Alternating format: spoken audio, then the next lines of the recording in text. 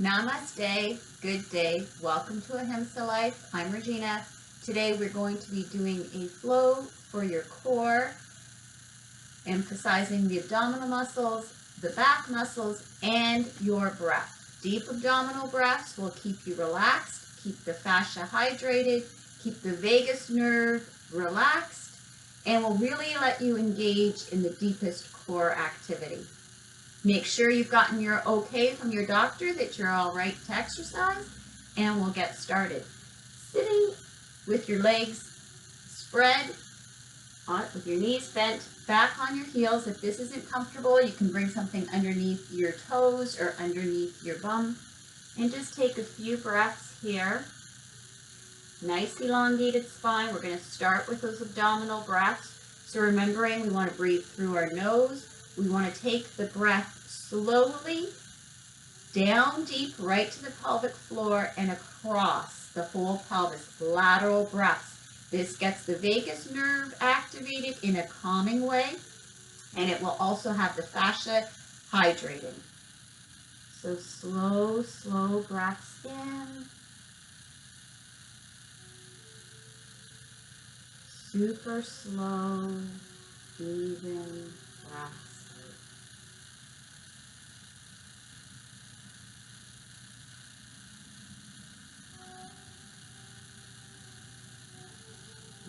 Inhale. Bring the hands forward and slowly on the exhale, coming forward into your extended child's pose. Again, if this is not comfortable because of issues in your hips or flexibility, you can bring something underneath your chest, underneath your head to support you. Otherwise, make your way down. And at this point, we're grounding our third eye, the center of our forehead, into the mat. The tops of the feet are grounded into the mat. Our sit bones are grounded on our heels. Our arms are extended. Our hands are active. We want to ensure that we haven't popped our shoulders out of the sockets. Bring them back in. We want those arms definitely in the arm socket, and the extension is coming from within, so we can spread those hands and inhaling, pressing the palms deeply into the mat, pushing forward, and exhaling, allow the energy to run back in towards the belly button. So the breath, we're breathing into our pelvic floor, but the activation is in our muscles and our fascia, splitting away to the front and back of the mat. So the activation of our muscles, fascia is coming out, away from the center of our body in an inhale, and exhaling, bring that energy back towards the belly button. That is our center of life force, our prana. But the actual physical oxygen breath that we take is running down to the pelvic floor on an inhale, and exhaling, let that pelvic floor and thoracic diaphragm lift up to expel the breath. A few more breaths here. Just taking a moment to watch the breath, watch what's going on in our bodies today, being mindful where there's areas of tension, dis-easiness, discomfort, sending love and kindness there, and always working within our boundaries, practicing ahimsa, non-harm. I do not believe in no pain, no gain. And the next time you're ready to breathe in, we're just going to raise up partially and coming over to the side, bringing our torso, our belly button onto the thigh and coming down.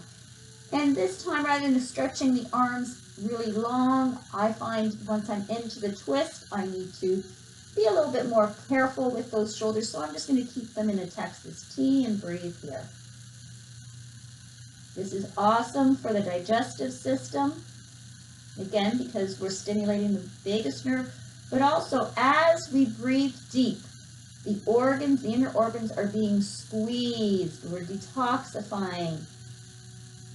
And the stuff that we have in the digestive system has nowhere to go but out.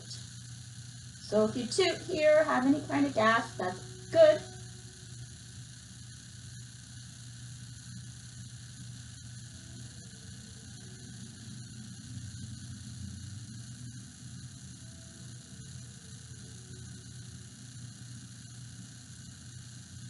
And next inhale, come up. And just change over to the other side, coming back down. And always being mindful of the differences in our sides. So perhaps you can go down deeper or not as deep. Perhaps here we can extend the arms up, keeping those shoulders, the arms still in the shoulder socket. And we have a lovely stretch up the side body. We want to move our spine in all directions.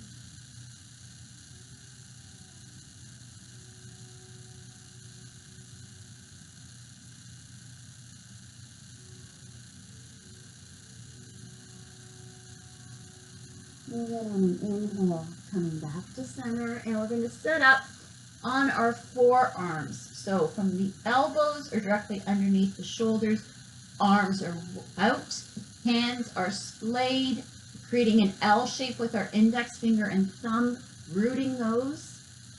And then our knees are directly underneath our hips, and we'll just start a lovely cat-cow. Inhaling in, tilting the tailbone up, the crown of the head comes up. And exhaling, rounding that spine. Crown of the head towards the floor, tailbone towards the floor. The belly button is pressing up towards the spine. Inhaling. Keep this as slow as you can. Making sure that the tops of the feet, the knees, the toes, the hands, the elbows are grounding, rooting us to the earth.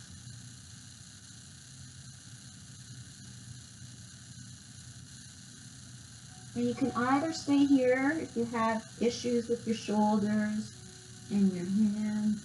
Otherwise, next time you're ready to inhale, rise up, bring the hands directly underneath the shoulders. And go a little forward if needed. And again, cat-cow.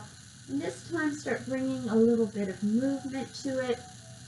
So those figure 8 patterns, if you can imagine your shoulders, your chin, your chest, creating little figure 8s, the hips. Those figure 8 patterns are a natural pattern of movement, and they help to rehydrate the fascia. Dehydrated fascia is one of the main reasons we experience a lot of chronic pain as we age. Lack of movement makes the fascia less pliable, less sliding mechanism to it, and then that creates pain and stiffness. And we're going to come into just table, really elongating from the tailbone to the crown of the head. We want to be able to put a yardstick on our spine, and it's going to stay elongated. We're going to come into our first core activation. We're going to bring our knees together, and we're going to curl our toes. Take a breath in. We're going to bring that belly button towards the spine. And on exhale, just lifting the knees up a couple inches, really stretching out the spine from the tailbone to the crown. We're elongating. Deep inhalations and exhalations. Keep the body still and stress-free by engaging those abdominal breaths. You might start shaking.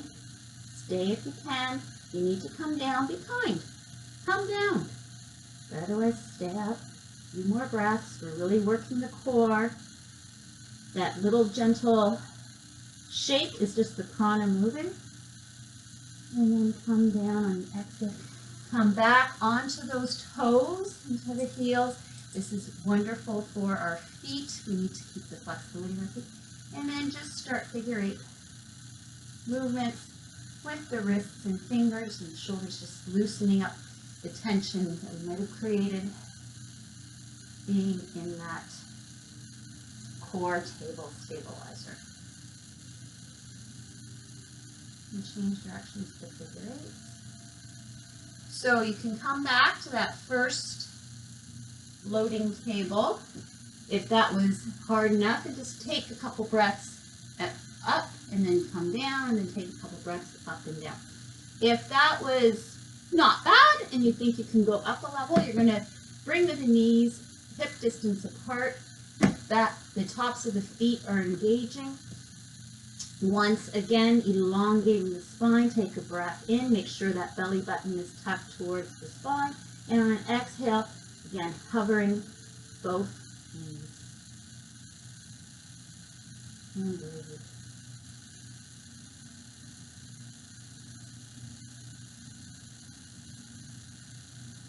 Slowly relax.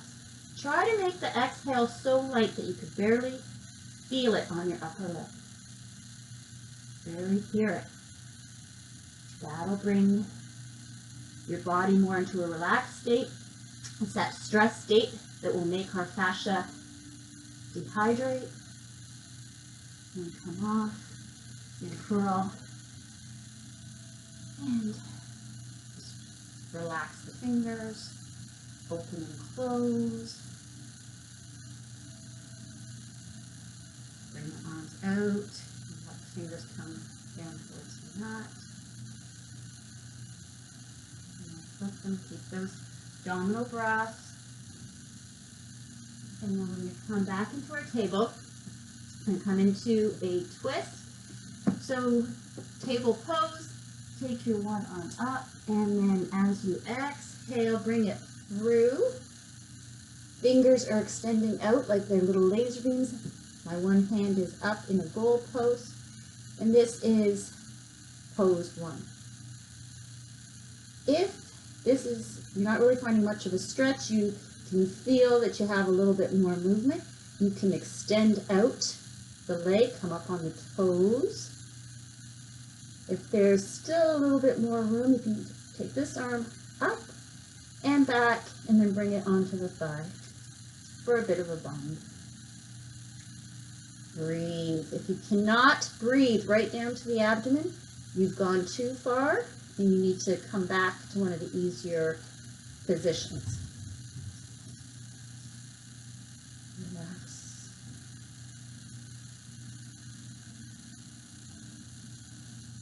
So core stability requires that we not only strengthen the front abdominal muscles, but we want to strengthen the back of muscles, but we also want to stretch. So it's not just about constant contraction. It needs to be a balance of contraction with extension. And then come up on the breath. And then exhale to the other side. So again, you can just stay here. You can always bring something underneath your head too if you don't have the ability to come right down and you want to be here. Just bring a pillow underneath the head or a blanket. You can extend out and again come into a bind. Slow, even breaths in and out.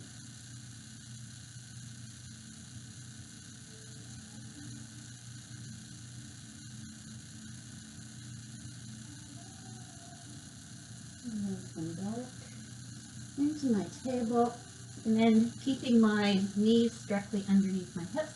And I extend my arms forward and come down into puppy. So my tailbone is going up to the ceiling, my forehead down to the mat. Staying in puppy for a few moments.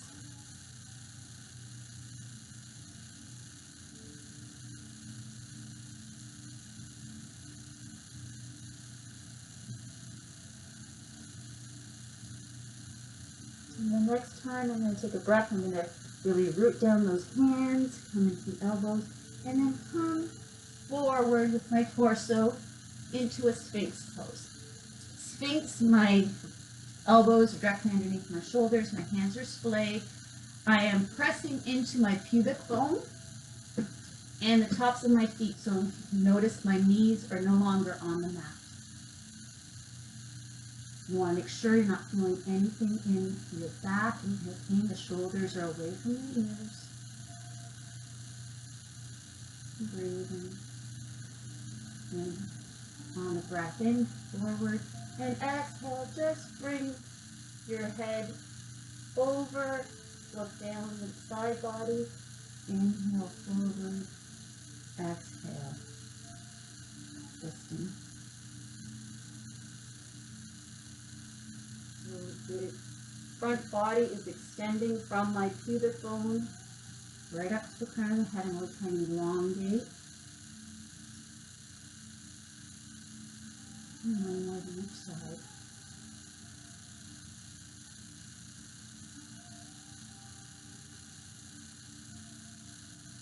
And I'm going to bring my arms down in front, and I'm going to bring my head down onto my forehead onto my hand. I'm going to bring that belly button into my spine. I'm pressing into my pubic bone. I'm pressing into my forehead. And then I'm just going to start by inhaling and exhaling. And on the next inhale, I'm going to raise my right leg, extending from my pubic bone to the tips of my toes out. And down. Now up. Exhale down. You just take this one leg at a time. Bring it right down. You can bring both legs up and down. Make sure you're not feeling any kind of squishing action in the back. I'm extending. There should be no discomfort in the back. If there's discomfort, then this move might not be for you. Okay, so this is the easiest. And if there's discomfort, stop. Otherwise, come up and down. You can hold up and really extend.